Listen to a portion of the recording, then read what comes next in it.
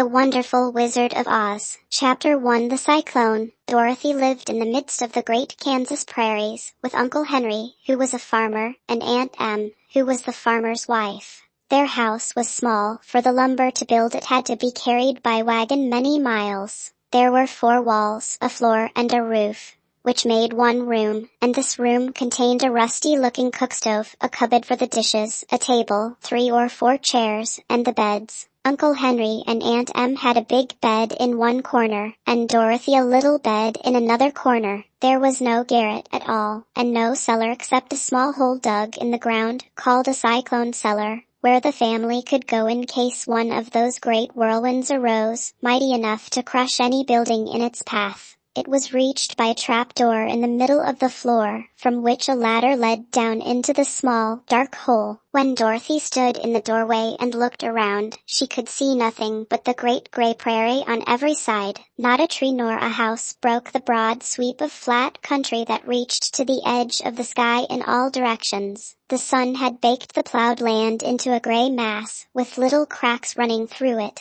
Even the grass was not green, for the sun had burned the tops of the long blades until they were the same gray color to be seen everywhere. Once the house had been painted, but the sun blistered the paint and the rains washed it away, and now the house was as dull and gray as everything else. When Aunt Em came there to live, she was a young, pretty wife. The sun and wind had changed her, too. They had taken the sparkle from her eyes and left them a sober gray.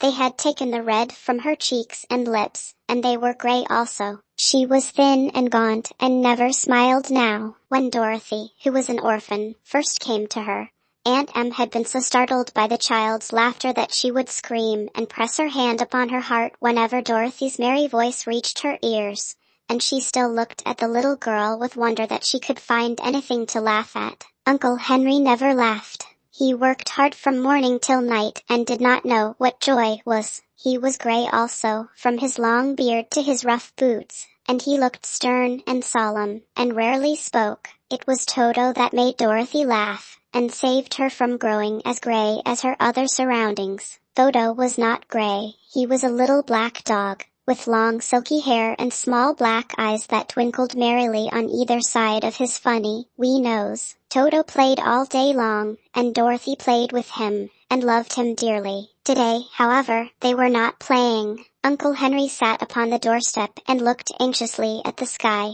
which was even grayer than usual. Dorothy stood in the door with Toto in her arms and looked at the sky too. Aunt Em was washing the dishes. From the far north they heard a low wail of the wind, and Uncle Henry and Dorothy could see where the long grass bowed in waves before the coming storm. There now came a sharp whistling in the air from the south, and as they turned their eyes that way they saw ripples in the grass coming from that direction also. Suddenly Uncle Henry stood up. "There's a cyclone coming, Em," he called to his wife. "I'll go look after the stock." Then he ran toward the sheds where the cows and horses were kept. Aunt Em dropped her work and came to the door. One glance told her of the danger close at hand. "Quick, Dorothy," she screamed. "Run for the cellar." Toto jumped out of Dorothy's arms and hid under the bed, and the girl started to get him. Aunt Em, badly frightened, threw open the trapdoor in the floor and climbed down the ladder into the small, dark hole. Dorothy caught Toto at last and started to follow her aunt. When she was halfway across the room there came a great shriek from the wind,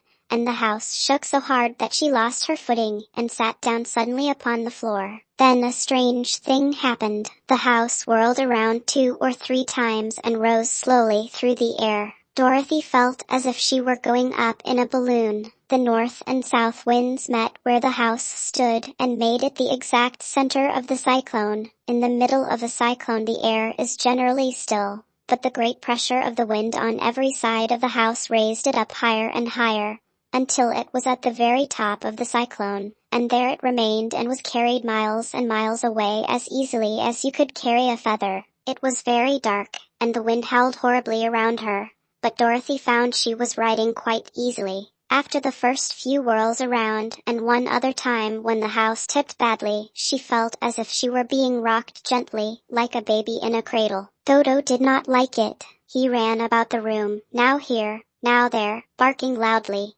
but Dorothy sat quite still on the floor and waited to see what would happen. Once Toto got too near the open trap door, and fell in, and at first the little girl thought she had lost him, but soon she saw one of his ears sticking up through the hole, for the strong pressure of the air was keeping him up so that he could not fall. She crept to the hole, caught Toto by the ear, and dragged him into the room again, afterward closing the trapdoor so that no more accidents could happen. Hour after hour passed away, and slowly Dorothy got over her fright, but she felt quite lonely, and the wind shrieked so loudly all about her that she nearly became deaf. At first she had wondered if she would be dashed to pieces when the house fell again. But as the hours passed and nothing terrible happened, she stopped worrying and resolved to wait calmly and see what the future would bring. At last she crawled over the swaying floor to her bed, and lay down upon it, and Toto followed and lay down beside her.